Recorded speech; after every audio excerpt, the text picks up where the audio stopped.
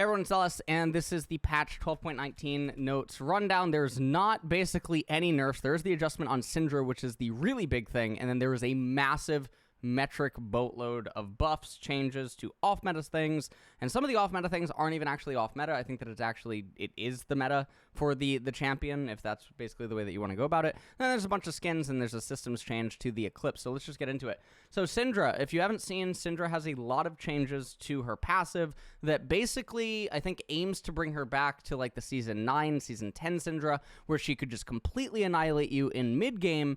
But obviously there was a toxic aspect to it where her early game was a little bit too strong. She could literally come into lane with Lost Chapter and Sork Pen Boots and whatnot, and if she landed one combo, then you were already in lethal again. And Syndra just had a really, really high lethal threshold. Now what's going to end up happening with her passive is she's going to get more utility in the mid-late game, and then she's going to get her power back in mid-late game because durability patch ended up really killing it for her. And now she'll end up getting that old Season 9, Season 10 power where she's able to completely delete a squishy. And a lot of this obviously comes in the form of the Unleashed power. And currently, if you just heard my phone go off, that's actually Chakrez right now giving me the Oblivion Orb updates as well as the Scorch updates from the last game between EG and Mad Lions, Game 1 of the World's Plan Finals. So that is all for Syndra. Blitzcrank. Base attack speed increase, attack speed ratio increase, W mana cost increase, bonus attack speed increase, now empowers auto attacks while active, E mana cost. So, base stats, his flat attack speed, absolute steroid. Attack speed ratio, another absolute steroid. W, overdrive. Mana cost is going to go up by 10. The bonus attack speed, however, is going to go up by 10 to 30% more now than before. Magical Punch. Attacks during W deal an additional 1% of the target's maximum HP and magic damage against non-champions.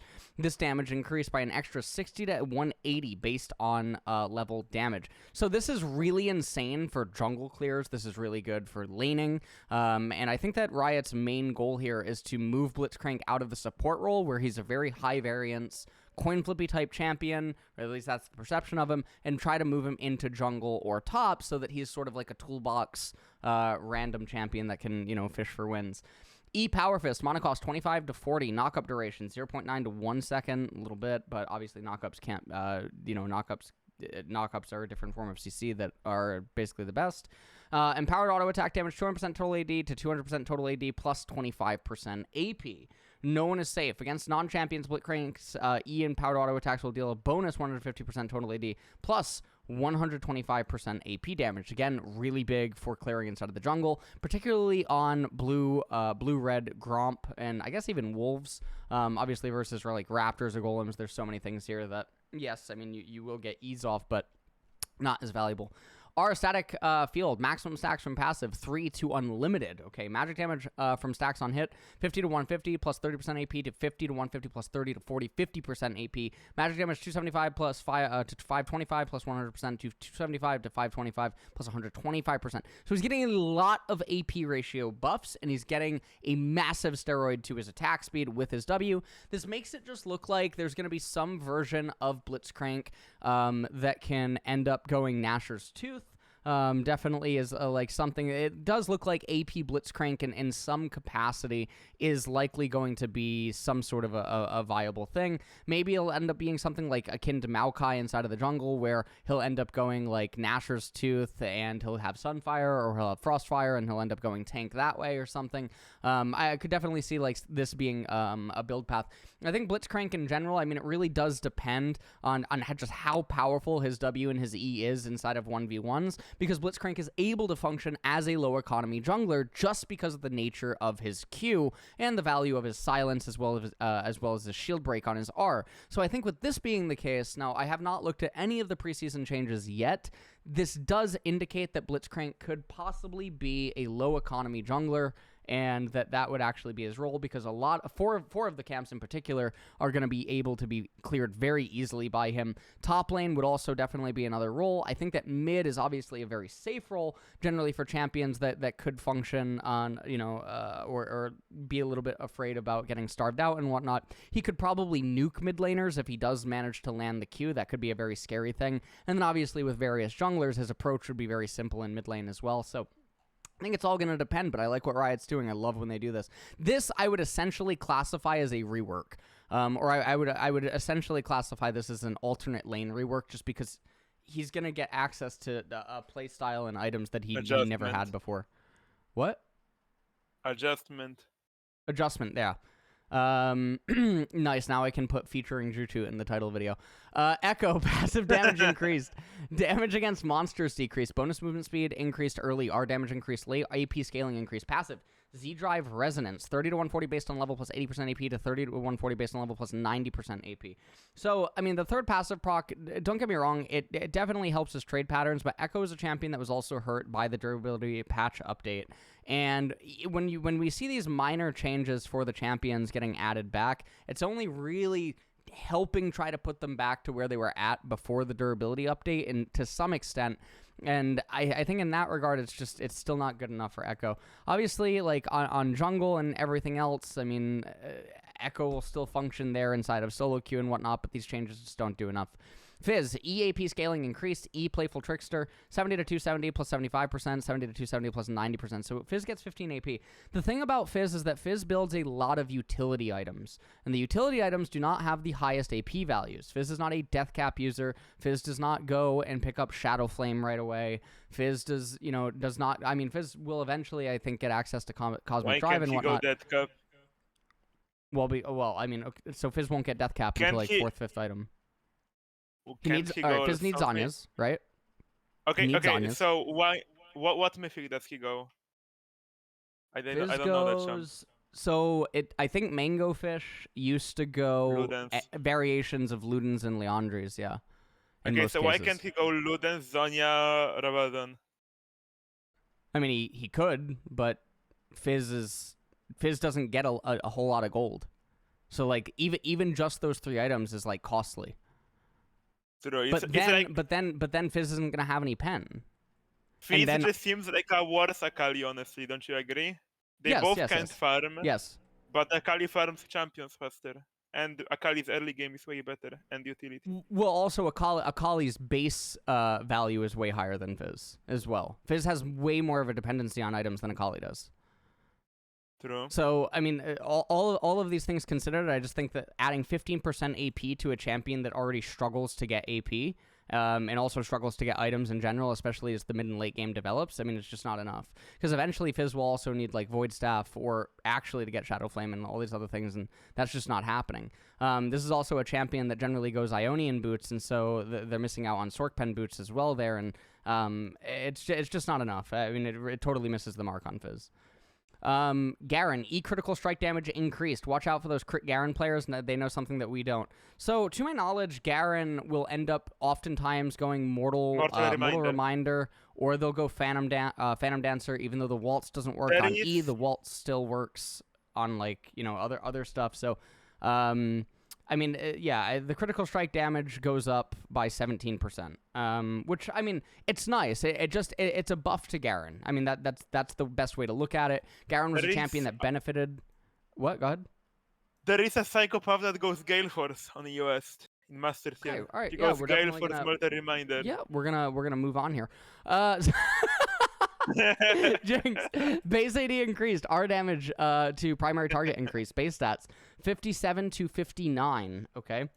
R Super Mega Death Rocket 250 to 550 to 300 to 600. So I actually memed this. If you guys did not see my podcast thing that I did with Forest Within a couple of weeks ago, or if you guys have not been on Twitter watching some of the world stuff, you might have actually seen that there was the conversation, well, not really conversation, because I didn't engage in the conversation because I did not want to have a fight ensue, or something like that, where I was talking about how bad Oblivion Orb is, and then Freak made a tweet about I'm actually not going to pull them up right now. Freak made a tweet about how Oblivion Orb is on average dealing this amount of damage per minute, and so it's a good item.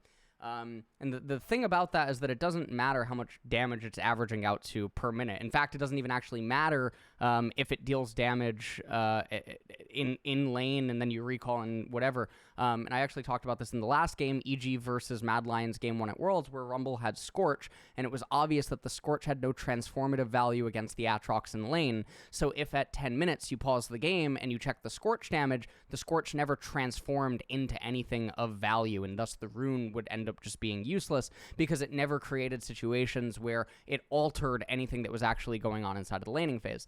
Now, the thing with base attack damage is that if Jinx auto-attacks 2,000 times inside of a game, her total damage dealt at the end of the game will be increased by 4,000. She will get more total damage dealt on the post-game damage graph. That'll show up on all stats websites, everything, that Jinx's total damage that she's dealing in each game goes up. But if you ask the question, and if you go through so many different pro games, does the 2 damage across 1,000 different pro games ever transform or convert to a situation in lane or a team fight or a skirmish, a 2v2, a 3v3, something like that, a standoff, to where it would have transformative value inside of the game? The answer is going to be no. Or at least not no. I mean, there will be games where it does happen, but it's not the kind of buff that I think that people think that it is. And is a buff that adds to total damage dealt, much like how it doesn't matter what Oblivion Orb or Scorch is actually doing in early laning phases if the runes are never altering something that would have or would not have happened. And that's the way that it works. It doesn't say any value, and obviously in the case of Oblivion Orb, it's a really bad thing to stunt your Mythic by 800 in most cases. Even if the ability power ratio of the Oblivion Orb is valuable, you then have to go the extra mile, and then you have to ask other questions such as, are you against a in-combat healer or a non-combat healer? An example of a non-combat healer would be Yuumi, Soraka, or something like that, a Seraphine somewhat even, or are you against a combat healer like Aatrox or something, who directly needs to be hitting you in order to be healing? And then even if they are hitting you, are you able to apply the debuff when they're going to hit you so that you actually get the healing reduction? And even if you do that, are you doing it at such an early point that even if you're doing it, it's not actually converting to anything meaningful? And this is a conversation that I could spend a lot more time talking about right now in this patch rundown, but I already went over it a lot in the podcast, and so anyone who's interested more in that could just check that out, because this seems like one of the grossest misrepresented things that gets talked about.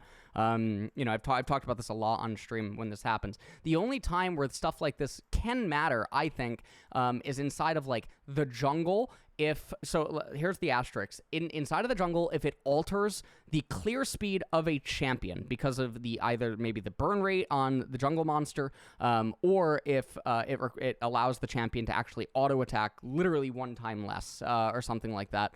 And so with patience juggling and everything else, it alters the clear speed.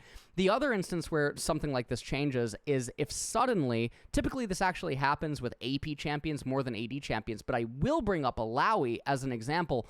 I believe that there was an instance where like Divine Sunderer lost 5 AD, and because Divine Sunderer lost 5 AD, Alawi's Q Tentacle Smash at a certain level was no longer able to one-shot the back wave, and so Alawi needed to now have an extra longsword or a cull in her inventory in order to do the same wave clear, and that significantly slows down her wave clear. Unless something like this has a impact like that. Another example that would be really good is Twisted Fate with his wild cards. Riot at one point nerfed it so that Twisted Fate was not able to do the or he was not able to do the W plus Q and get the wave clear that he once did. And that was a really big change to Twisted Fate because it changes the way that he can walk up to a wave in terms of safety and the way that he can get away with things. Now, these are transformative changes because they are directly altering things that can and can't happen beyond like just possibly, weaving in an auto or not canceling an auto attack or like all these other types of things. These other instances are a lot more practical and they're a lot more likely to happen way more often than the other instances. Anyways, so yeah, we just got sidetracked, but I feel really strongly about this because I don't know why this thing is getting spread the way that it is, that these are like omega uber meaningful changes. For the patch, for the win rate Andes that want to talk about win rate fluctuations patch to patch and other stuff like that, there's a lot of other stuff that you could go into there. The other thing that I would then implore you to do is also just monitor the win rates of champions who aren't even appearing in the patch note highlight. Because then you'll have a lot of fun when you start doing that. That was something that I was tracking for a couple of months that I wanted to eventually make a video on, but then I stopped doing it and I never made a video on it because I just thought it would be a very funny thing to do to showcase how ridiculous it all is. Kaiser, passive AP ratio increased. Drututt's excited. Passive second skin, 5th stack proc damage, 15% plus 5% per 100 ability power of targets missing health, to 15% plus 6% per 100 ability power of targets missing health. Well, this doesn't really matter because Nash is generally a 4th or 5th item. So yeah, it's just useless. Malphite, WAP scaling increased, RAP scaling increased. So AP Malphite is back. This is a really big change for support Malphite, and sometimes for like mid Malphite, or even top Malphite, where he goes Doran's Ring, or he picks up like Zanya's in a game, or if he picks up like Darkseal or something like that. Obviously, AP Malphite also returns with this because they finally give him back his old damage with a durability patch to like really hit it. And now, obviously, when you go for the R combo on an AP Malphite, you'll generally auto-attack twice. And so because you're auto-attacking twice, you're getting 20% AP here, and you're getting 10% here. You're getting 30% of his total AP back inside of his combo. And this is just assuming 2 Ws, right? Now, there's definitely going to be instances where you get more. And then for his W max build in lanes where he starts D-Ring, or he even picks up a D-Ring on a recall, this is also really good in those lanes. Mastery, 80 growth decreased, EAD scaling decreased.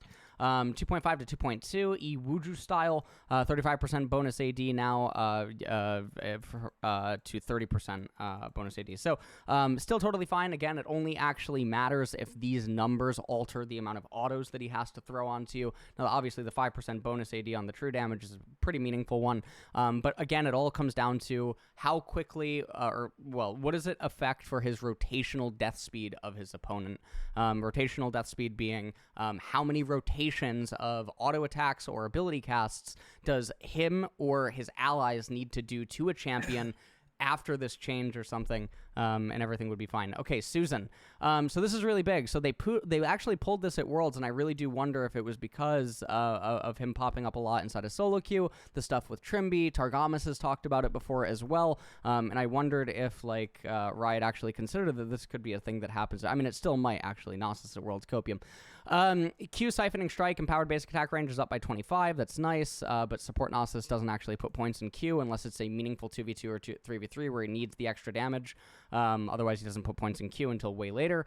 After W and E are both max. W Wither, 50% of the movement speed slow, 23 to 7.5 to 75% of the movement speed slow. New attack speed slow values, 35.25 to 71.25. So this is absolutely massive. He's getting the old rank 3 now at rank 1. This is absolutely broken for his Wither. It's so nuts. Support Nasus is just getting massive buffs by this.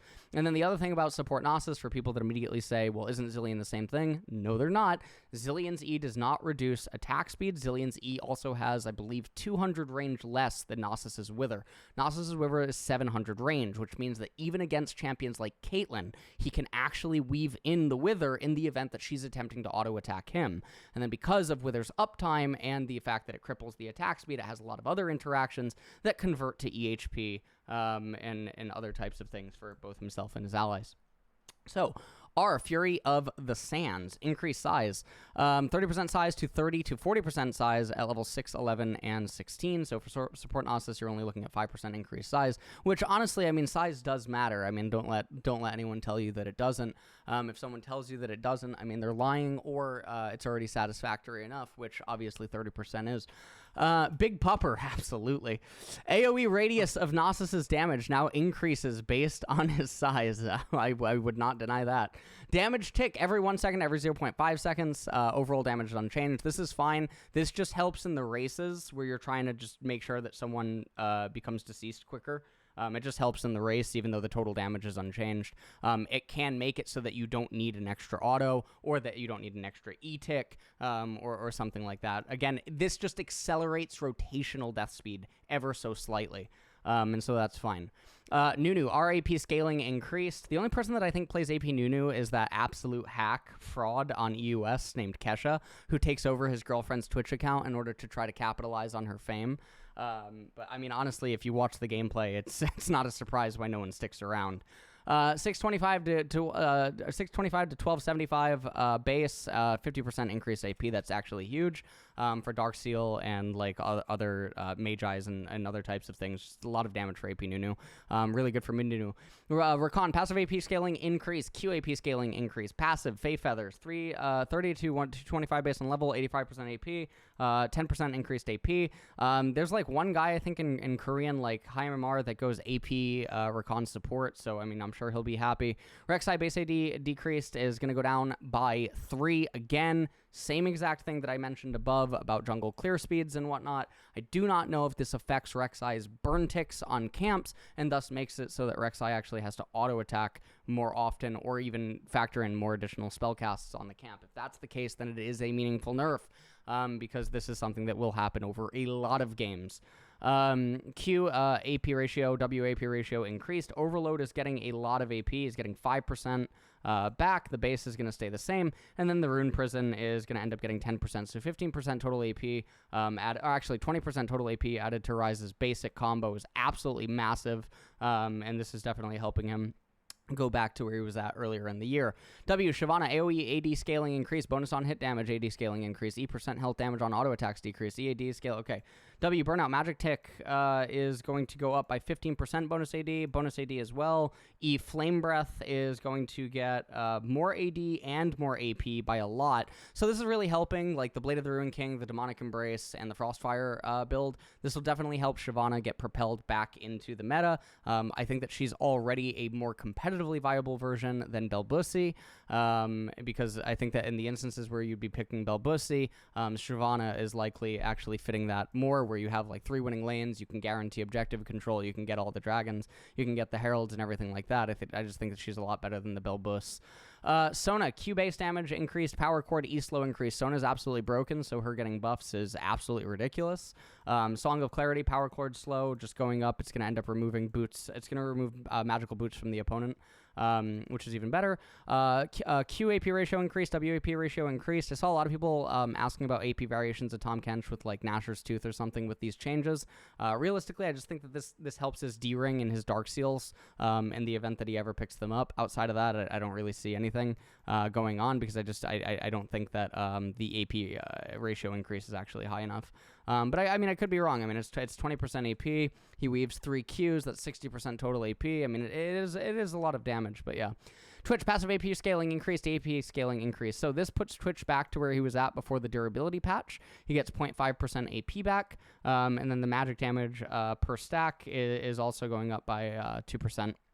Ability power. So this puts Twitch back to where he's at before the durability patch somewhat. And I think that that's totally fine. Twitch's best role is obviously support. Udyr, Awakened Q will now deal a minimum amount of damage to minions. Q, Wild and Claw. Wild and Claw will now deal a minimum damage of 40 to 60 damage based on current level per strike of lightning, okay? Eclipse, base attack damage 55 to 60. Lethality 18 to 12. So the thing about lethality 18 to 12 is a lot of people don't know this, but lethality scales based off of your current level. You do not actually get the item and start with 18 lethality. You end up getting the item and typically you started around, I think, 7 or 8 lethality. Now what'll end up happening is you'll end up getting, you'll end up getting the item.